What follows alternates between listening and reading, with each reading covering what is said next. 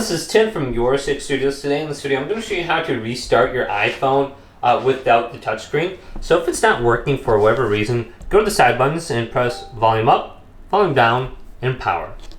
And then hold this down. So let's do this now. Volume up, volume down, and power. So we're going to hold this down and keep holding this down until your phone screen turns off. So we're going to see this turn off. Now I believe your phone is just going to continue to be off, but if you hold down the power button, continue to hold this down, and it should force restart it. So let's continue to hold this down, and the phone should turn back on.